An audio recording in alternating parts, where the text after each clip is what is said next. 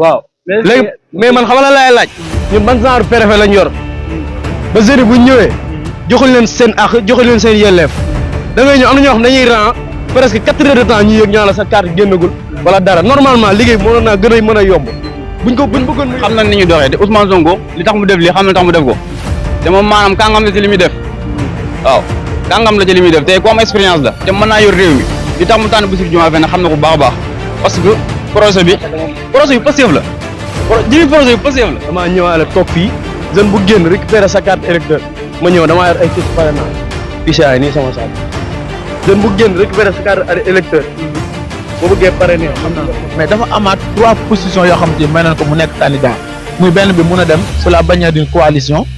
te ma fàttali ko ñëpp dana war a xam ne Pastef élection yu doom yëpp coalition lay demee donc foofu am na possibilité dem ñaare ñoo ngi lay ñaan nga abonné ci chaîne bii di Buzz 221 HD chaîne YouTube bi xew ci jamono bi leen di jox xibaar yu wér te wóor ca tàng-tàng ba abonnez-vous pour ngeen di mën di jot suñuy vidéo MTV Sénégal Info 221 da leen ak jàmm tey nag ñu ngi fii ci arrondissement bu Ndaam ngir seet ñi nga xam ne nag moom moo di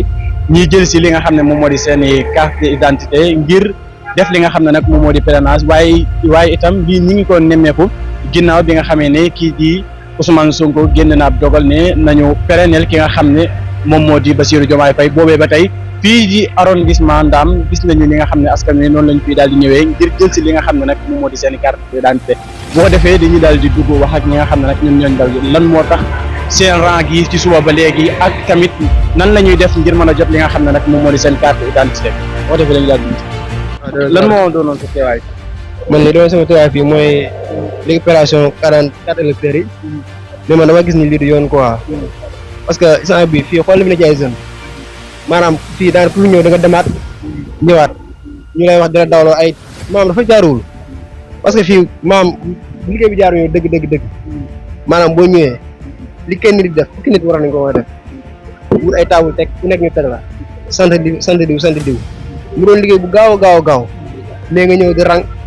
boo rangee aussi ñu refule nga demaat ñëwaat rang da nga war a liggéey bu fekkee yow da nga nekkoon responsable nga sa njaboot yaa leen war a jox dépense yooyu noonu nga bàyyi ko foofu mënut a ne xam nga maanaam liñ fi war a moo bari maanaam bi njëkk a jaar yoon sa mooy maanaam 40 bi nga njëkk am bi njëkk a génnoo bari ñu naan la mënut a pare loolu dafa mel ni nga dem ci teer ni ñawlu mu jox la mbubb mi la tubéy jee des man ci ni ma ko gisee maanaam suñu réew mi jàngoro ji fi nekk moo bari surtout fii nii waaw loolu nag dañ cee war a wax. yaa ngi yaakaar ëllëg yi nga xam ne mi ngi xew ci Sénégal daal di changé. lii xew ci Sénégal comme nii nga waxee ne administration bi. jàpp nga ne ëllëg ci kër gi waaw ci kaw bi muy changé mooy maanaam njiit yi yërëm askan wi te jox leen seen àq parce que fii boo xool benn àq nit parce que xooluñ ñu dara taay mag dañuy rang ñëpp dañuy rang te naaj tàng fii maam bu ñu joxoon nit ñi àq sax maam fi nit ñi di nekk mën nañ ko def ay base fi nit ñi di fi rang nit ñi mën a toog ci kër gi mais xoolal ci naaju tàng ni ñuy rang dèjà dëkk boo xamante ne rek maam pour boo feebaree fajoo dafay jafe nga raloo ko ci naaj fii ku fi jógee ngay feebar te boo feebaree doo faju léegi jàng xool yu bari yu fi am maam fii yi fi war a wax moo bari surtout fii ni ñu nekk wala naa asim affaire bi maam boo gaawee décoration da nga naan lii jërëtu ko man dama di man lii benn saa da nga naan ñii ñoo fi bëgg wala nu mu demee doo comprendre wallahi fii li fi métti moo bari te maam li fi war a jëlee nag mooy non maa ngi jégalu. mais dama jox la bëgg waaw maa ngi jégalu. maa ngi ziar ñu ngi lay sant yàlla bu tur wi Serigne Saliou Sarr lan moo doonoon sa teewaay fii nii waaw dañoo ñëwoon fii pour récupérer suñu carte électeur ñuy permettre ñu mën a voter ci élection yi balaa élection yi ñuy permettre pour ñu mën a pare na kat waaw en même temps damaa ñëwaale toog fii jeune bu génn récupérer sa carte électeur ma ñëw damaa yor ay fiches parrainage fiche yi nii sama saak jeune bu génn récupérer sa carte électeur boo bëggee parrainer ma parrainer bu baax numéro 111 am nga laa ñëw jeune bu récupérer sa carte électeur ma parrainer la bañu ma si dara ragalu ma si dara waaw léegi mais man xamal la laay laaj ñun ban genre préfet lañ yor ba jeunes yi bu ñu ñëwee joxuñ leen seen ak joxuñ leen seen yelleef da ngay ñëw am na ñoo xam dañuy rang presque 4 heures de temps ñu yëg ñaa la sa carte génnagul wala dara normalement liggéey mënoon naa gën a mën a yomb buñ bëggoon mu yomb day yomb par force. Imagine toi ay nit xëy depuis 8 heures wala 7 heures du matin am na ñoo xam ne man démb avant may bind 5 heures laa fi ñëw am na ñoo xamante bi ñuy bind daanaka fi lañ ñëw ay 4 heures 45 lañ ñëw yaa ngi xam est-ce que yaa ngi comprendre ma la ñëw fii raa ba sonn mënoon naa gën a yomb liggéey bi maanaam teguwul si yoon lu leen neex la ñuy def mais dinañ xam ne bañu si dara fii ba 10 jours luñ si bañul bañu ko si. lan moo tax nga jàpp ne moom moo waral ñu jafeel li nga xam ne moom moo di carte d'identité. parce que ñoom xam nañ ni jeunes yi du bu ñu récupéré seen 40 xam nañ du si ñoom la jëm. lu si régime bu bon bi fi nekk. carte yi jëmul foofu. nekkul ne ndaw ñëpp tamit dañoo bett ki nga xam ne moom moo di waa APR tamit. mais on peut dire ça parce que la plupart des jeunes ñëpp koo si wax kooy voté Ousmane Sonko la wala mun la parti bu baax bi la bokk. le bon côté nous sommes dans le bon côté. parti bu baax bi ñun foofu lañ nekk te ragaluñu si dara jeune bu déterminé nag kenn mën koo xañ li mu bëgg ñun liñ bëgg mooy récupérer suñ carte électeur parrainé bu élection présidentielle ñëwee 25 février 2024 ñu jëlee régime bu bon bi fi nekk incha allahu rabbi. jàpp nga ne itam loolu dina yomb itam. incha allahu rabbi. naka nga gisee choisir bi nga xam ne Ousmane Sonko itam choisir na ko ki nga xam ne moom moo di Bassirou. mais dañ koy rafetlu parce que Bassirou mooy Sonko mooy Bassirou 6 mooy 9 dañ koy rafetlu bu baax te ñun bañu si dara ñun fay ñu dërëm kenn joxuñu kenn neexaluñu si dara bëgg-bëgg lañ siy demee. man instant damaa jàng bu wàcc ñëw fii récupérer sama carte électeur taxaw fii ku génn ma parrainé la incha allahu rabbi waaw jërëjëf dégg nga ko ñaan li dellu Serigne Mbacke Fall. lan moo waral. waaw tey sama teewaay boo gisee sax man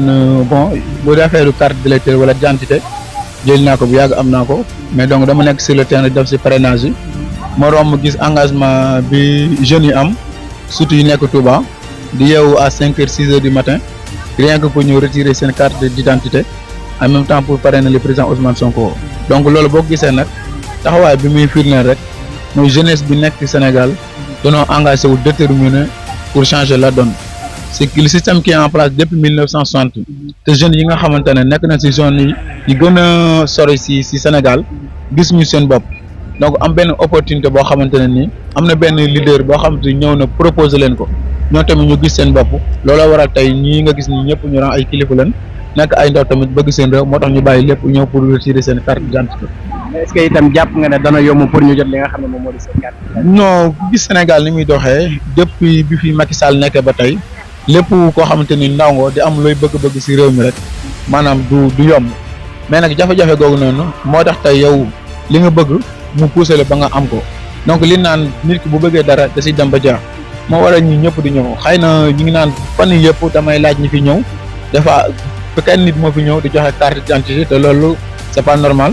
mais ndaw ñi nan xam rek li ñu bëgg nit ki moom boo xamee li nga bëgg rek maanaam bépp jafe-jafe boo si jàkkoonte ak métti rek incha allah la nga bëgg doon si topp ay at boo ko amee rek di nga fàtte loolu moo tax ñu ñëpp da leen a encouragé comme ça si ñëw bi ñu ñëw di kii buñ bàyyi dana si doj métti wu nekk mais buñ mas a découragé wu ndax ñoom li ñuy visé mooy ndaw yi kat bu leen tegee yenn méthodes yi dinañ découragé la bu bàyyi ko fi te loolu bu ko defee rek maanaam erreur bu mag la suñu ndaw ñi moo tax da leen a encouragé di leen gën a ñaax buñ mas a découragé wu nañu ñëw chaque jour même buñ fi nekkee 5 heures ba 18 heures joxuñu leen buñ xëyaatee nañ ñëw. mais naka nga gisee itam bu ñu jógee foofu dañuy dem ci candidature Bassirou Diomaye Faye. ginnaaw bi ko Ousmane Sonko officialisé. naka nga gisee loolu. waaw loolu nag ñu bari ñu ngi si nekk di xalaat ne comme ça Bassirou Diomaye Faye mooy plan B bu président Ousmane Sonko donc Bassirou Diomaye Faye li tax ñu choisir ko pour parrainage yi collecte de parrainage la au début 5 candidats la woon yoo xamante ni ñoom leen désigné woon mais cadre à l'unanimité ñu jàkkoon ne Bassirou Diomaye la ñuy diriger pour parrainage yi donc damay waxaat patriote yëpp ku leen di gëmloo ne Bassirou Diomaye Faye mooy plan B bi mu dëgg yàlla waxul dëgg président Ousmane Sonko moo nekk plan A jusqu'à Z loolu na nga xam mais Bassirou Diomaye pour parrainage yi parce que 2 à 3 semaines moo si des kon il faut impérativement le parti Pastef li naan espace Pastef am mën a collecter seen i parrainage pour que ñu assurer ko Diomaye Faye Bassirou Diomaye tamit nekk un leader charismatique boo xamante ne nii ñëpp xam ne confiance bi dox diggante moom ak président Ousmane Sonko mais non seulement diggante moom ak parti bi ak jeunesse c'est que cadre la moom moo jiite mouvement des cadres patriotiques donc kon kooku moom bu ñu ko demee ba désigner rek ñu ñëpp dañ si d'accord te xam ne c'est le bon choix. mais est-ce que itam léegi di si biir mënuñu koo faagaagal comme ni ñu defee moom suñ ko tabb ay laafam. non xam nga moom Macky Sall moom maa bu gisoon sax picc mi sax ñu ne picc mi kat xaritu Ousmane Sonko la sax dina ko jéem a fiir wala mu def ko lance-pierre ba daane ko donc mais alhamdulilah ñu waxaat comme ça gars yi li ñuy jéem a teg mooy les journalistes corrompus yi nga xamante ne ñoom dañuy manipuler naan L57 bi moo koy tënk L57 bi boo ko xoolee dafa am alinéa 2 ak 3 moom bi concerné Bassirou Diomaye Faye boobu ñu ñëpp xam nañ ko parce que parti Pastef nag ay experts électoraux ñu ngi fi ay juristes ñu ngi fi donc ñoom lu ñu dem bay posé rek xam nañ acte xam nañ conséquence bi mu am donc Bassirou Diomaye Faye bu doon dafa demee candidat indépendant boo xam te ni si parti Pastef la jóge loolu mënul nekk ndax dissolution bi matagul 1 an d'exercice donc loolu xam nañ ko mais dafa amaat 3 positions yoo xam te may nañ ko mu nekk candidat muy benn bi mun a dem sur la bannière d'une coalition te ma fàttali ko ñëpp dana war a xam ne Pastef élection yu doom yëpp coalition lay demee donc foofu am na possibilité dem ñaareel ba benn parti politique légalement constitué mën na ko porter mu de soawam mu dem ko beneen bi regroupement des personnes indépendantes donc moo tax loolu il faut que ñu koy leeral Sénégalais yi ba ñu xam ko ku leen wax ne Bassirou Diomaye Faye mën na kaa gàllankoor ba du nekk candidat dañuy nax dañuy nelaw nan gëm ne ñun Bassirou Diomaye mun a dem mais suñ candidat bi nga xamante ne moom lañ ko muy président Ousmane Sonko dina dem. mais yéen tamit loolu ngeen daa wax ci Ousmane Sonko dara mënu koo teye dem nangam sax te instant bii gis nañ ne Ousmane Sonko dem nañu laa xam loolu ku bëgg a dégg dëgg rek da ngay xam ne Ousmane Sonko instant bii moo fi bokk waaw loolu boo gisee nag ñun moom dañoo amoon benn conviction te ba tey moo leen am du mas a découragé ba jusqu'à maintenant moment bi may waxee président Ousmane Sonko amul dara lu ko teye doon candidat c'est amul benn condamnation définitive boo xamante ni mën na ko yaaxal mu doon te gi nga état nag moom Macky Sall ragal président Ousmane Sonko moo tax manipulation judiciaire yëpp mu koy def mais amul dara loo xamante ni mën na ko bu nekkee affaire Mame Mbaye Niang bi amagul condamnation définitive bu dee si lii ñu koy toppee tam amul condamnation définitive donc moo tax fichier parrainage yi ñu jëloon lépp ay wax la te bul fàtte na président Ousmane Sonko am na si assemblée nationale li naan parrainage obsessionnel tey mënuñoo dem ba dernier moment pourquoi pas ñu jël foofu tamit jox ko mais état bi dafa war a xam ne le parti Pastef nekkul la personne de Ousmane Sonko le procès dépasse même la personne de Ousmane Sonko président Ousmane Sonko dafa nekk homme de confiance ñu jëlee ko si mais projet bi ñun wékkuñu ko si kenn ñi président Ousmane Sonko sax alerté woon na la avisé loolu waxoon ko ne boo leen demee ba man gisatoo leen ma sépp leen ma ngeen sànni ndax projet bi dafa am ñeneen ñu koy doxal te ñun si loolu la nekk sa waaye nag moom bëggul dara lu dul jëyee am fi mu repousse élection yi mais dañ na ko ñun nem bi rek la laal nemul lu mu wax baax na lu mu def baax na incha allahu rabbi suñu objectif dina ko atteindre bu soobee yàlla 2024. naka nga gisee taxawaayu ndaw yi nga xam ne ñu ngi teg ci waaw Touba moom ku xam taarixu Touba xam ne dëkk bañkat la ndax Cheikh Ahmad Bamba Xaadimu Rasuul mi suñu yaakaar àdduna ak alaaxira li tax mu defoon Touba bañ nooteel bañ ko ñu koy wax jaaral fii loolu waral mu daj ay épreuves yu métti ba tey sant Touba donc ndaw boo xam ne yow natif de Touba nga juddoo Touba yoroo Touba bañ boobu mooy nekk si yow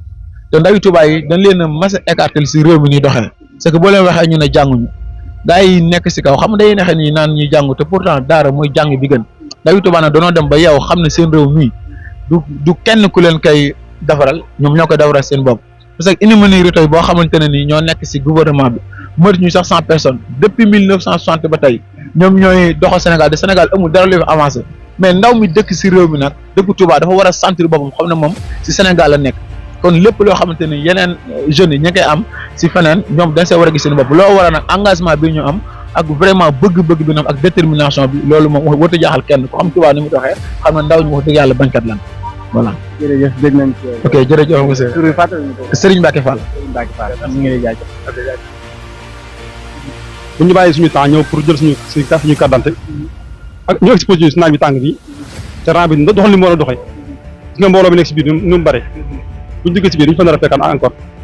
wax dëgg yàlla loolu moom lu ñu ñaawlu la buñu sañoon moom liggéey bi dina gaaw affaire bi dox normalement ñu bañ ñu fee. mais est-ce que itam mbooloo mu toll nii jaatu na ci kenn nit waaw xam naa loolu nag dama xamul nag waa DG la xaw ma waa ministre de l'Intérieur mais en tout cas war nañu dimbali boo xam ne lu mel ni ba amatee nañu ngi def comme ay sens duñ ko tuddee xam ne ñu koy tuddee loo xam ne nit ñi dañu mën a ñëw jël seen carte d'identité te duñ pas perte temps bu bari ndax dépôt booy déposé sa carte d'identité ni lay demee bu ko retiré mu demee waan nii te mbooloo mi gis nañ ne gën na yokk bu dee sama kaaman dañ naa woote depuis parce que maanaam 10 ans yu mujj yi wuute wu. lan moo tax nga taxaw tey pour jël si li nga xam ne moo di. parce que élection yi ñu jëm moo décisif moo ci man élection yi ñu jëm moo décisif ci man 10 ans yi wootu ma kon tey jaral na ma te ba taxaw laa war a wootee mais jaral na ma changer sama lieu de vote indi ko Touba te pourtant 5 ans yi wala 6 ans yëpp maa ngi Touba mais mosuma jaral déplacé. ndax kan. non dégg nga élection yi ñëw moo décisif ci man élection yi ñëw moo décisif ci man moo tax ma xam ne waaw loolu jaral na ma ko. naka nga gisee candidature Bassirou Diomaye Faye. candidature ba ci man lu logique la parce que même état Sénégal mi ngi def ay mathématiques lépp lu mu mën pour gàllankoor Ousmane Sonko malgré procédure boobu ñu ngi koy dox jeexagul ak manipulation yi état bi jëf yëpp kon jàpp nañu plan B bi gëm naa ne dañuy wax ne mënut a nekk mais gëm naa ne ci wàllu politique moom lépp ay calcul la lépp ay mathématiques la te gëm naa ne Sonko choix bu baax la malgré bari na ay coow yi ay wax mais gëm naa ne moom incha allah dina baax. est-ce que itam jàpp ne ni ñu faagaagale Ousmane Sonko léegi si biir man nañ ko faagaagale. waaw non ak Macky Sall du bàyyi dara Ousmane Sonko. loolu nag. non dégg ko de mais Ousmane Sonko nekkul ni boo xam ne ndem man rek man citoyen simple may am benn xalaat bi ci loolu gëm naa ne Ousmane Sonko xam ne da koy xaar kon nag du bàyyi benn détail du ko bàyyi malgré état moom dañuy wax ne kenn mënut a xeex ak moom mais yàlla ëpp doole état. jërëjëf. naka lan moo doonoon sa teewaay. su ma teewoon fii maanaam damaa ñëw ngir defal sama carte d'identité pour maanaam voter Ousmane Sonko incha allahu rabbi te loolu mooy am. incha allah jàpp nga ne jot seen carte d'identité nekk loo xam ne du yomb la